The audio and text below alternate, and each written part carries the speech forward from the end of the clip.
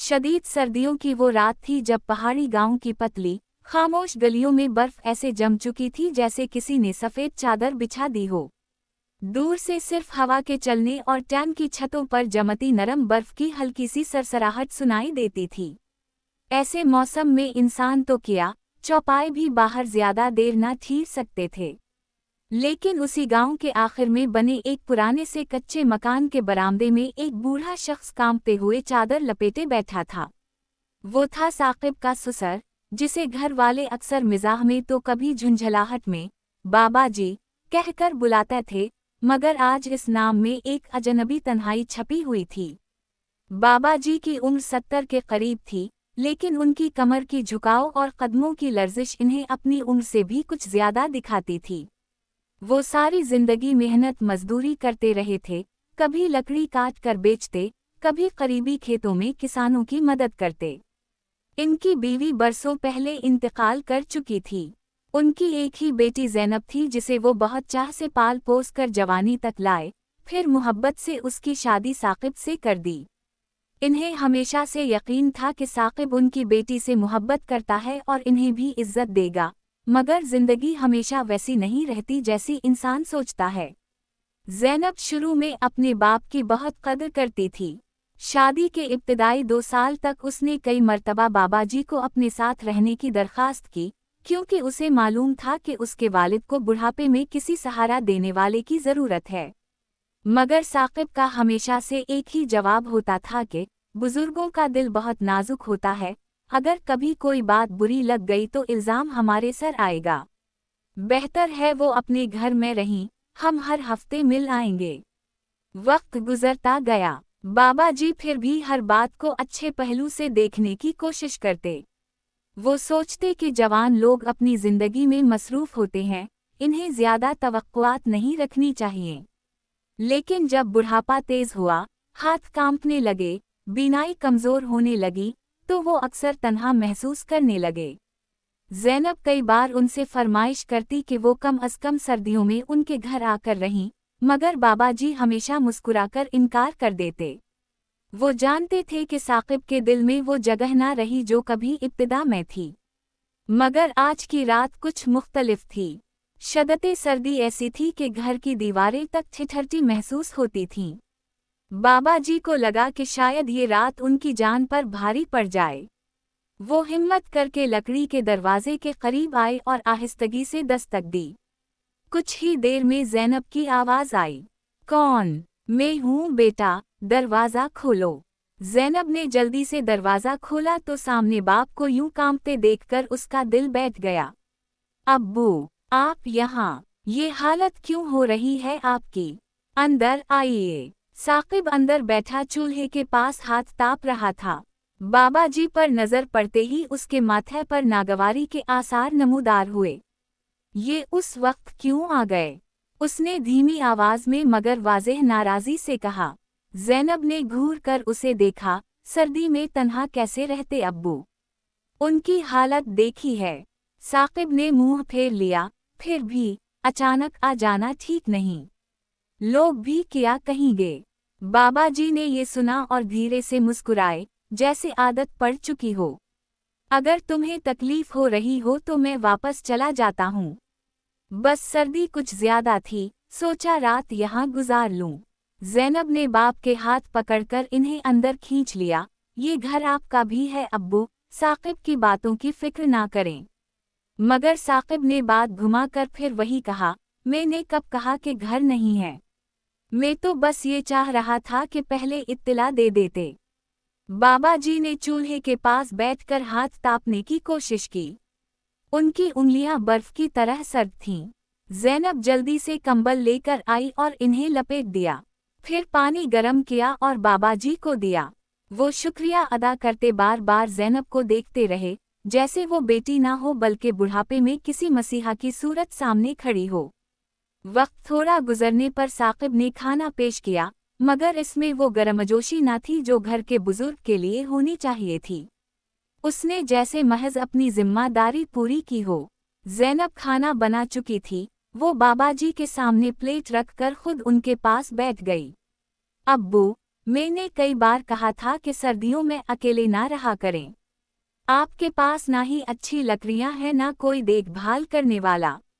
बाबा जी हल्की हंसी हंसे, अभी इतना बूढ़ा नहीं हुआ कि अपना ख्याल ना रख सकूं। लेकिन अब्बू, ज़ैनब की आंखों में नमी झलक रही थी। बाबा जी ने उसकी पेशानी पर हाथ रखा, तुम फिक्र छोड़ दो, मैं ठीक हूँ। ये रात इधर गुजार लेता हूँ, सुबह होते ही वापस चला जाऊंगा। आराम से रहा जाएगा। ये बात सुनते ही साकिब के चेहरे पर जैसे इत्मीनान आ गया। इसने फौरन कहा, हाँ, बेहतर यही है। हमारा घर छोटा है, कुछ मेहमानों के आने का भी इम्कान है अगले हफ्ते। आपको तकलीफ भी होगी यहाँ। ज़ैनब ने गुस्से से शौहर को देखा, मेहमान आएंगे या ना आएंगे, इस बात का क्या ताल्लुक अब्बा से। साकिब ने उलझकर जवाब दिया, मैंने सिर्फ सहूलत की बात की है। ज़ैनब कुछ कहे बगैर खामोश हो गई।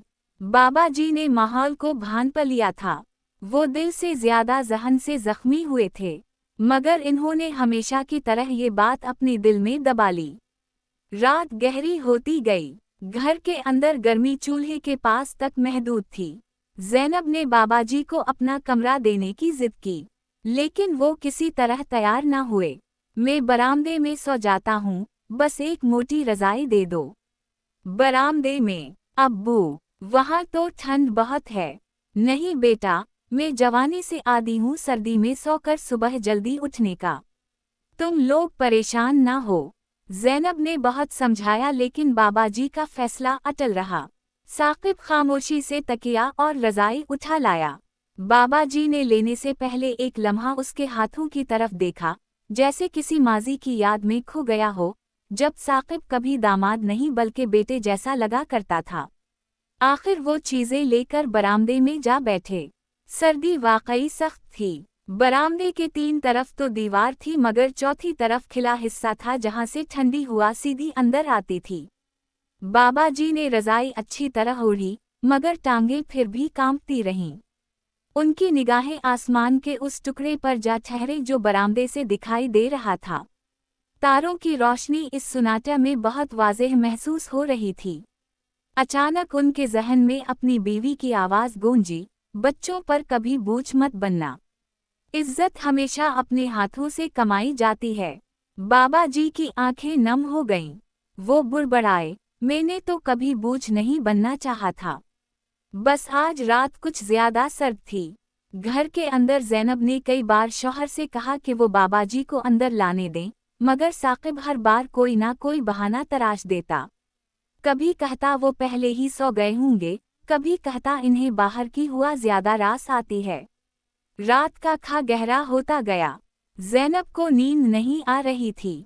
इसने खिड़की से बाहर झांका तो देखा कि बर्फ हल्की हल्की बरामदे के करीब गिर रही है। उसका दिल डूब गया। वो फौरन कंबल लेकर बाहर निकली।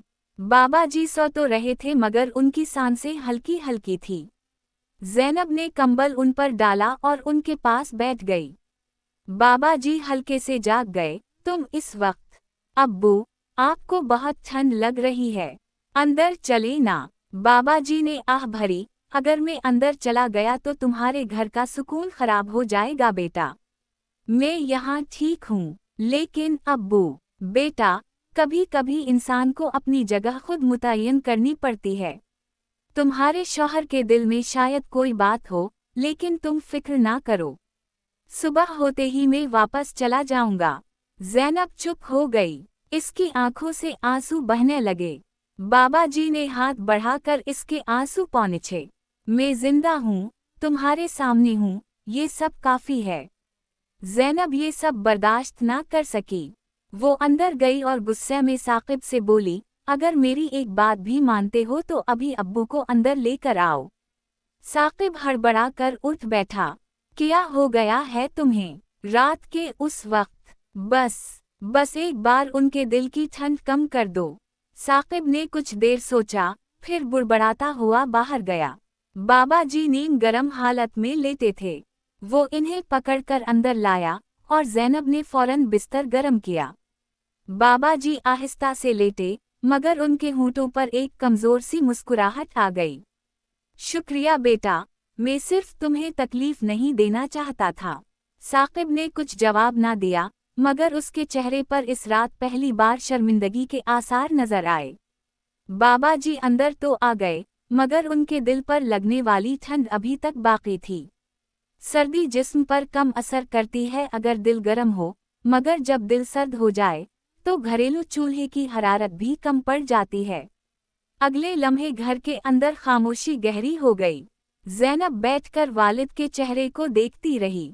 वो सोच रही थी कि इंसान की इज्जत, मोहब्बत और एहसास सब कुछ वक्त के साथ बदल जाता है, और कभी कभी सब से ज्यादा बदलते वो लोग हैं जिनसे हम सबसे ज्यादा उम्मीद रखते हैं। और यही इस कहानी का पहला कदम था, जहां सर्द रात ने एक खानदान का नक्शा बदलना शुरू कर दिया था। सुबह की पहली किरण अभी आसमान पर नमूदार भी ना हुई थी कि बाबाजी की आंख खल गई। रात इन्होंने अंदर तो गुजारी थी, लेकिन वो हमेशा की तरह पहले ही खा उठ बैठे। ज़ैनब अभी सो रही थी और साकिब भी करवटें बदल रहा था। बाबाजी आहिस्तगी से बिस्तर से उठे ताकि किसी को जगाएं नहीं। वो चंद लम्हे कमरे में खड़े रहे, जैसे सोच रहे हूं कि जाना चाहिए या रुक जाना चाहिए, मगर आखिरकार इन्होंने अपना फैसला खुद ही कर लिया। इन्होंने सहन में रखे पानी से वज़ू किया। सर्दी में पानी बर्फ जैसा था, मगर बाबाजी ने कभी आराम की जिंदगी का मुतालबा किया ही नहीं था। नमाज पढ़कर वो एक कोने में बैठे आसमान की तरफ देखते रहे। सुबह की नमी भरी हल्की रोशनी ने उनके चेहरे की झुर्रियों में एक अजीब सी गहराई डाल दी थी। इन्होंने सोचा कि बुढ़ापा असल में जिस्म का नहीं, एहसासात का होता है। इंसान अगर खुद को बेकार या गैर अहम समझ ले तो यही बुढ़ापा है। कुछ देर बाद ज़ैनब जाग गई। वो बाहर आई तो बाबाजी को जागते देखकर फौरन बोली, अब्बू, आपने मुझे जगाया क्यों नहीं? मैं आपके लिए चाय बना देती। बाबाजी ने मुस्कुरा कर कहा, बेटा, मैं ठीक हूँ। मुझे बस जल्दी घर जाना है। इतनी सुबह, अभी तो धूप भी नहीं निकली। मैं ठीक हूँ, तुम फिक्र ना करो। ज़ैनब खामोश हो गई। इसके चेहरे पर दिख छुपा नहीं था। वो जानती थी कि अब्बू दिल पर कुछ ले बैठे हैं। साकिब भी जाग चुका था। वो बाहर आया तो बाबाजी खड़े थे। कुछ देर दोनों की नजरें मिलीं, मगर दोनों ने बात शुरू ना की। आखिर साकिब ने खुद ही कहा, आप नाश्ता करके चले जाइएगा, अभी सर्दी बहुत है। बाबाजी ने नरमी से जवाब दिया, नहीं बेटा, मैं चलता हूँ। काम भी है घर पर। ये काम सिर्फ एक बहाना था। वो जाना इसलिए चाहते थे क्योंकि इन्हें लगा कि उनका रुकना घर वालों के लिए बोझ बन रहा है। ज़ैनब उनके पीछे आई और आहिस्तगी से बोली, अब्बू, क्या आप मुझसे नाराज हैं? बाबाजी ने फौरन इसके सर पर हाथ रखा, मैं तुमसे नाराज कैसे हो सकता हूँ? तुम तो मेरी दुनिया हो। फिर आपको यूं लग रहा है जैसे आप अजनबी हूँ, ऐसा क्यों? बाबाजी खामोश हो गए। एक लम्हे के बाद बोले, बेटा, कुछ बातें कहने से कमज़ोर हो जाती हैं, कुछ बर्दाश्त करने से मजबूत। मैं चाहता हूँ कि तुम मजबूत रहो। ज़ैनब की आंखों से आंसू गिरने लगे।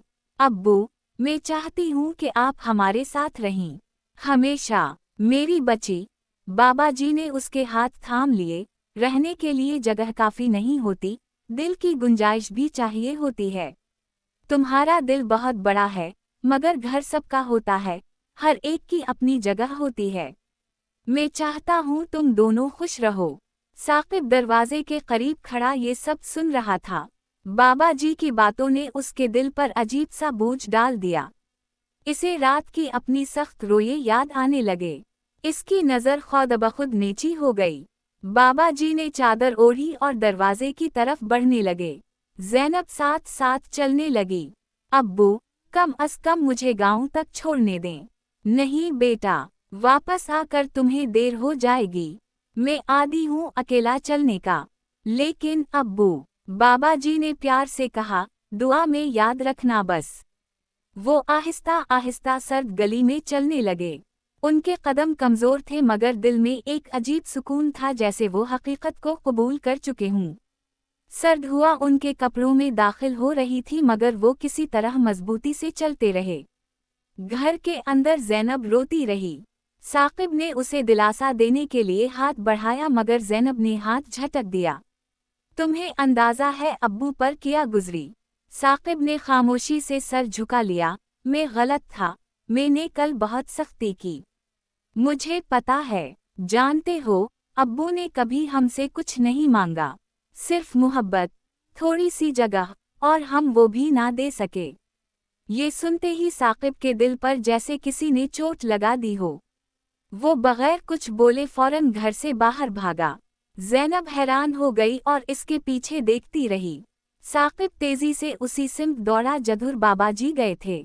सर्द हवाओं में इसकी सांस फूल रही थी मगर वो रुकते नहीं थे। कुछ फासले पर इन्होंने बाबाजी को आहिस्ता चलते देखा। अब्बू, रुक जाएं। बाबाजी ने मुड़कर देखा। साकिब उनके करीब आया, हांकते हुए, आंखों में शर्मिंदगी और जज्बा।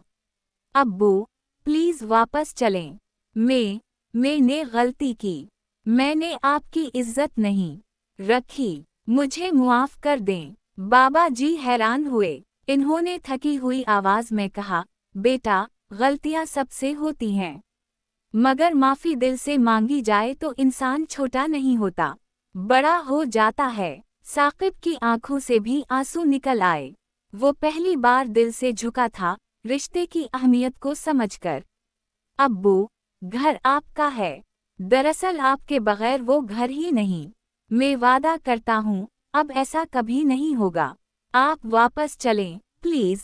बाबाजी के चेहरे पर नरम सी मुस्कुराहट उभरी। इन्होंने साकिब के कंधे पर हाथ रखा। चलो बेटा, घर चलते हैं। ये वो लम्हा था जब सर्दी में जमे हुए रिश्तों की गिरह खलने लगी। साकिब और बाबाजी आहिस्ता आहिस्ता वापस चलने लगे।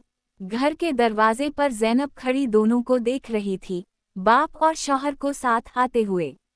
वो भाग कर आई, बाबाजी से लपट गई और रो पड़ी। अब्बू, आप कहीं नहीं जाएंगे, हमेशा हमारे साथ रहेंगे। बाबाजी ने दोनों के सर पर हाथ रखा और दिल ही दिल में शुक्र अदा किया कि कभी कभी एक सर्द रात इंसानों के दिल गर्म कर देती है। और यूं एक सादा सा बुढ़ापे का दर्द, मोहब्बत की गर्मी में पिघल कर एक नए रिश्ते की बुनियाद बना गया। कहानी यही मुकम्मल होती है, मगर उसका सबक हमेशा बाकी रहता है। बुजुर्ग कभी बोझ नहीं होते, वो घर की बरकत होते हैं।